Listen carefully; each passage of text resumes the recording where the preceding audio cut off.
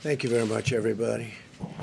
Before we begin, I'd like to congratulate all of those incredible people that have worked for so long on our endless war in Afghanistan, 19 years, going on 20 years, and there hasn't been a moment like this. We've had very successful negotiations. We think they'll be successful in the end.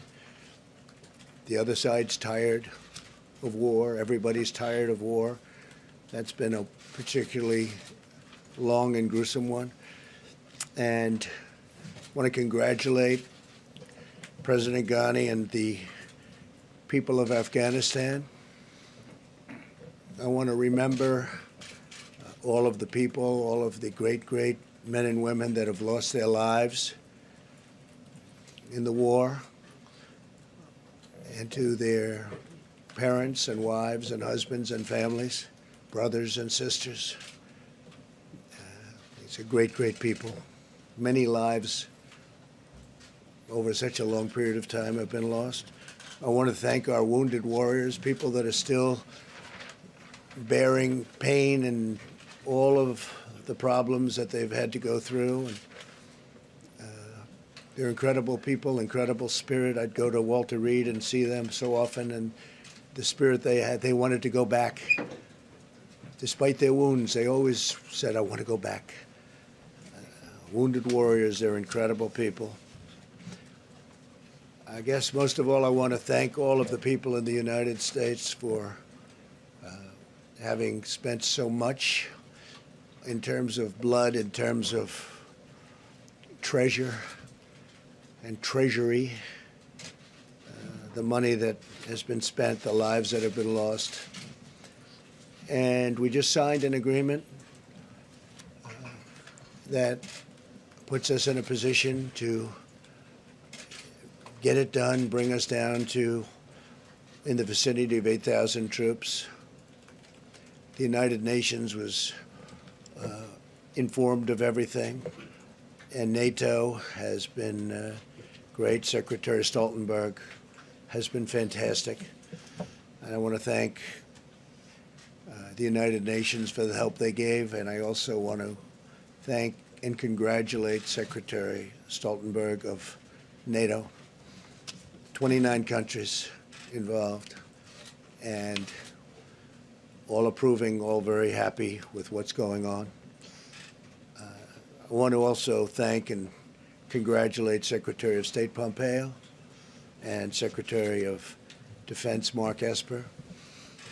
And I'll be meeting personally with Taliban leaders in the not too distant future.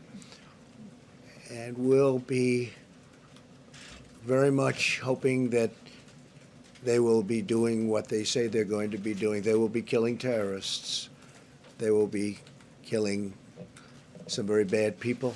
They will keep that fight going. We've had tremendous success in Afghanistan in the killing of terrorists, but it's time, after all these years, to go and to bring our people back home. We want to bring our people back home. And again, it's been a long journey in Afghanistan in particular. It's been a very long journey. It's been a hard journey for everybody. We're very largely a law enforcement group, and that's not what our soldiers are all about. They're fighters. They're the greatest fighters in the world. As you know, we've destroyed in Syria and Iraq 100% of the ISIS caliphate, 100%. We have thousands of prisoners. We've killed ISIS fighters by the thousands.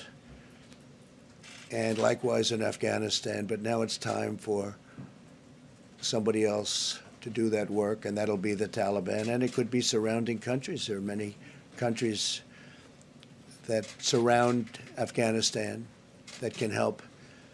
We're 8,000 miles away, so we'll be bringing it down to 8,000 to approximately 8,600 in that vicinity, and then we'll make our final decision some point in the fairly near future. But this was a very spirited agreement. There was a lot of talk. There was a lot of everything. They've been trying to get this for many years, and just it's time. So I just want to thank everybody. I want to congratulate everybody. I really believe the Taliban wants to do something to show that we're not all wasting time. If bad things happen, we'll go back. I let the people know we'll go back, and we'll go back so fast, and we'll go back with a force like nobody's ever seen. And I don't think that will be necessary. I hope it's not necessary. And so I just wanted to bring that up before we begin on a topic that has become very, very important to everybody. First of all, the amount of work that these professionals behind me and many other professionals in many rooms behind us who are watching right now, I don't have the room here to bring them all in, but they have been working round the clock so hard on the coronavirus. It's a tough one, but a lot of progress has been made. I want to provide an update to our people, to our citizens, to the world, frankly, on our action to address the coronavirus and those that have been hurt badly by it. At this moment, we have 22 patients in the United States currently that have coronavirus. Unfortunately, one person passed away overnight. She was a wonderful woman, a medically high-risk patient in her late 50s. 4 others are very ill. Thankfully, 15 are either recovered fully or they're well on their way to recovery. And in all cases, they've been let go in their home. Additional cases in the United States are likely, but healthy individuals should be able to fully recover. And we think that will be a statement that we can make with great surety now that we've gotten familiar with this problem. They should be able to recover should they contract the virus. So healthy people, if you're healthy, you will probably go through a process and you'll be fine. Since the early stages of the foreign outbreak, my administration has taken the most aggressive action in modern history to confront the spread of this disease.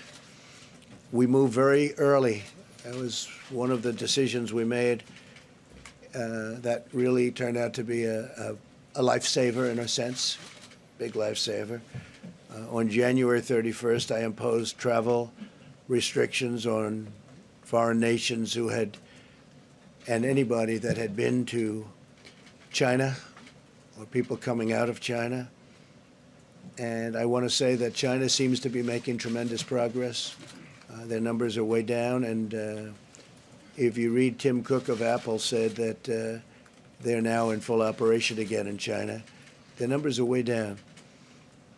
Experts now agree that the decision to move so quickly, despite a lot of opposition on that decision, was a wise one. It greatly slowed the spread of the virus to the United States, and it really gave us time to do some of the critical moves that we've done.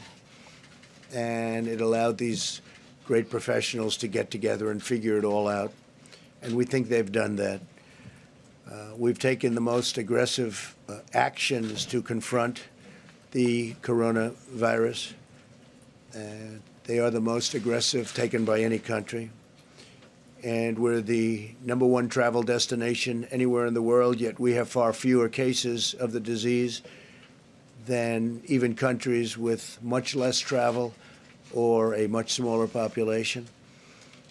As an important part of our efforts, on Monday I'll be meeting with the largest pharmaceutical companies in the world, actually. They'll be coming to the White House, and we're talking about a vaccine and developing very quickly, and they've already started working on it, developing very rapidly a vaccine for the virus, to combat the virus. And we're having very good initial feedback. But these companies will be coming to the White House on Monday. Tremendous amounts of supplies are already on hand. We have 43 million masks, which is far more than anyone would have assumed we could have had so quickly. And a lot more are coming. Today, the White House Coronavirus Task Force, led by Vice President Mike Pence, they met for 2.5 hours. I spent a lot of that time with them also, and we came up with some ideas, recommendations, and frankly, some pretty strict edicts that we're going to be going by, and Mike's going to be discussing that. But we are really having a group of people that is so talented, and they're working round the clock. And for that reason, I really would wish that we could report exactly what's happened, how well we're doing under quite adverse circumstances. But we're doing really well, very, very professionally handled. Our country is prepared for any circumstance. We hope it's not going to be a major circumstance. It'll be a smaller circumstance. But whatever the circumstance is, we're prepared. And I'd like to just ask and caution that the media, we would respectfully ask the media and politicians and everybody else involved not do anything to incite a panic, because there's no reason to panic at all. This is something that is being handled professionally. I also want to thank, by the way, governors and representatives of our various states, in some cases, some more than others, because they've really been working very hard in areas where we've seen indication of the virus. But I want to thank the governors and all of the representatives from all of our states, the rooms they've made available, the speed with which they've worked has really been incredible. So, again, thank you to everybody. I'm going to ask Mike Pence now to discuss a little bit about travel. And we have some restrictions on some travel from other countries that are having a hard time. And I want to thank everybody. We'll take some questions as soon as we're finished. Thank you very much.